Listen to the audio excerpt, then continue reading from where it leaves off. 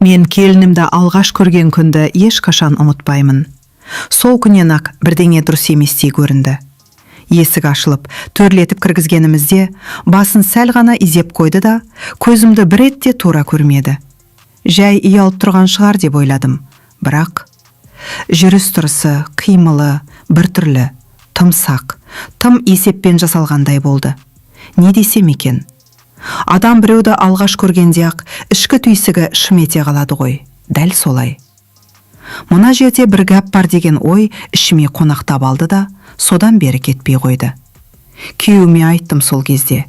Ей, мына қызым жүрісінде бір жаттық бар, көрдің бе?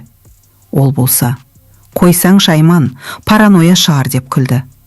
Мен үндемедім, бірақ ішім пысымады.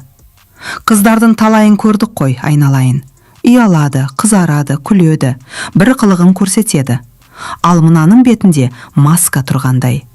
Не ашылады, не жабылады бір қалыпта.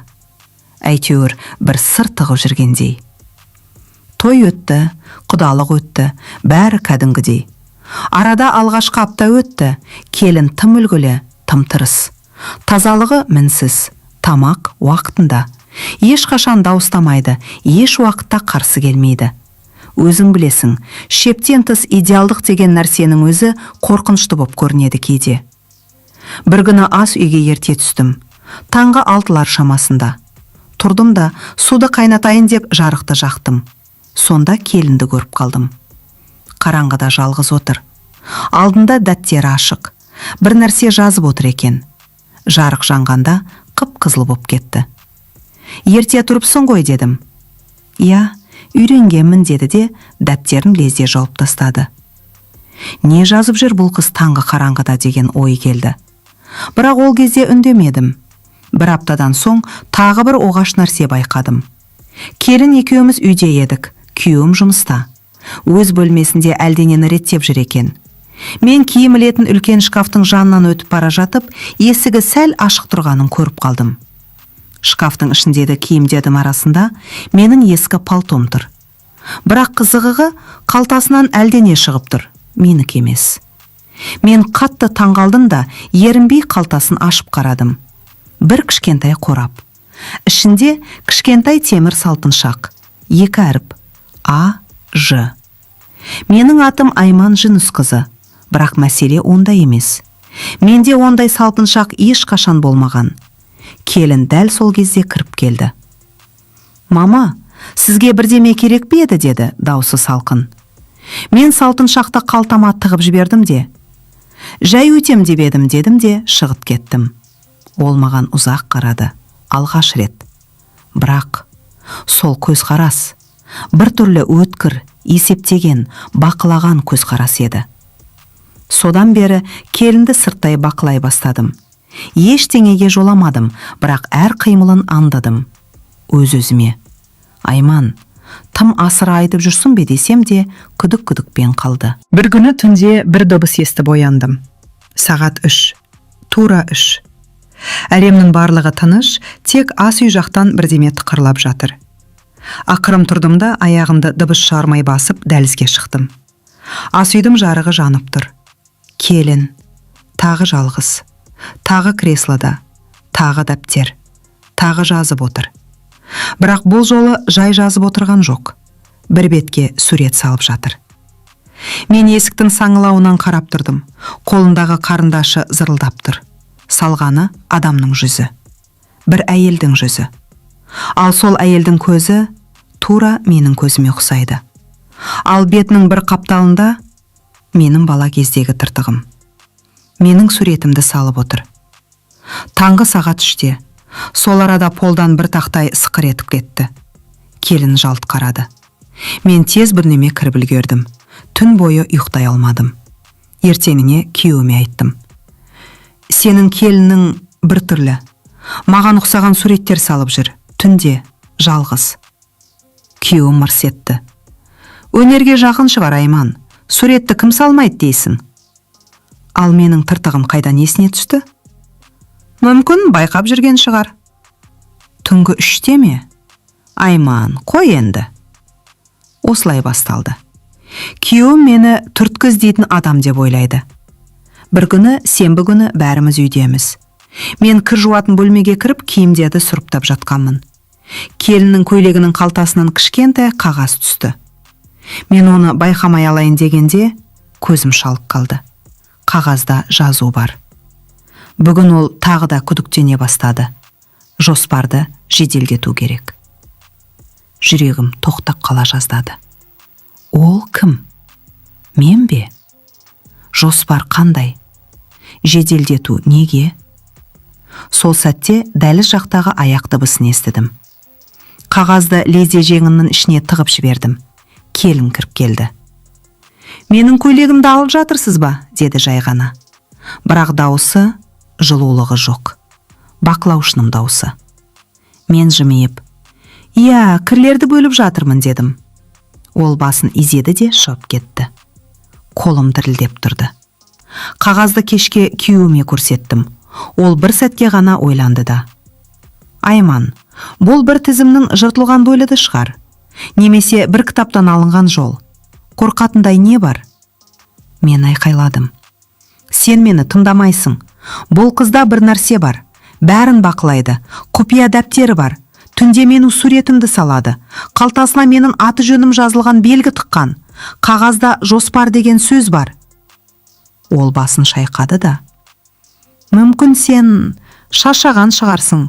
Сен соңғы кезде тым сезімтал боп жүрсің. Содан кейін ештеңе демедім. Бірақ түнімен ойымнан бір сұрақ кетпеді. Мен шын мәнінде асыра айтып жүрмін бе? Әлде шынымен де бұл қыз бірдеңе жоспарлап жүрме? Келесі күндері оны тағы байқадым. Телефонмен біреуге хабарлама жазып отыр екен. Қасында үнсіз тұрдым. Ол байқамай қалды. Экранның бұрышында бір жол тұр. Бүгін шешіледі. Жүрегім зу ете түсті. Сол кезде ол артына жалт қарады. Біз көзбе-көз қарасып қалдық. Ал бұл жолы ол көзін тайдырмады. Мені зерттегендей тік қарады.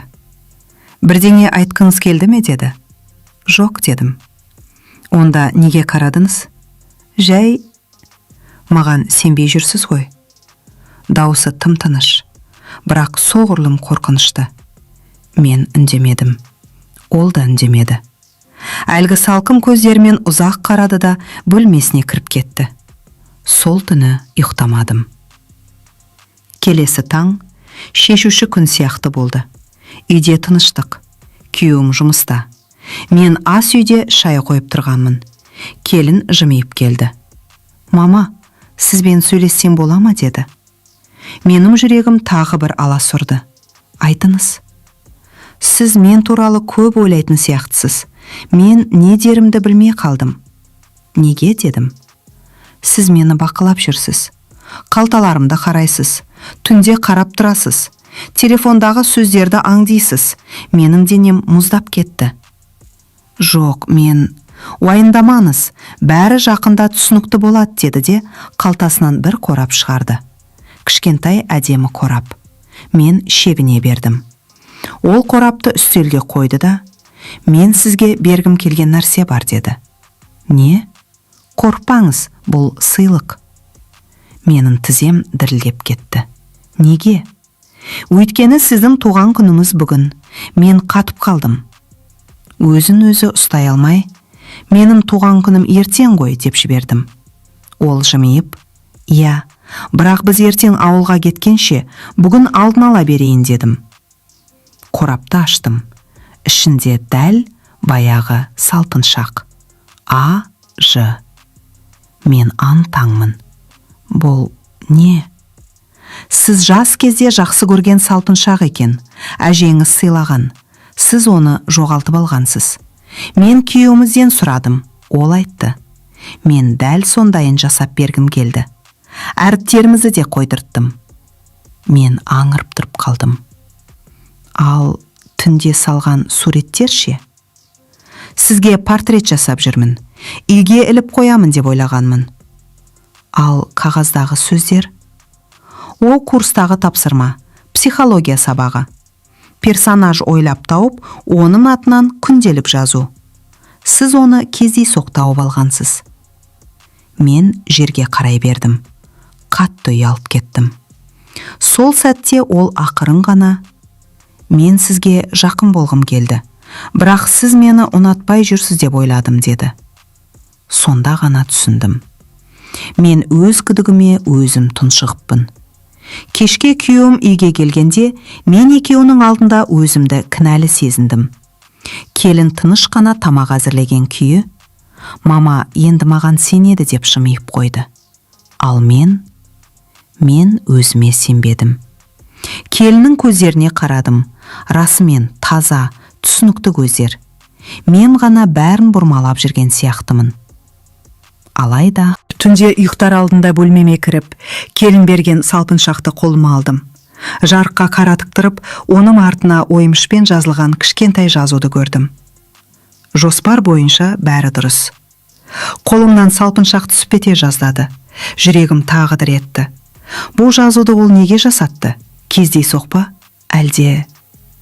Мен әлі білмеймін. Бірақ бір нәрсені анық сеземін. Мен күдіктенген сол алғашқы түйсік әлі сөніп кеткен жоқ. Және мен келіннің қандай сыр жасырып жүргенін әлі де ашқан жоқпын.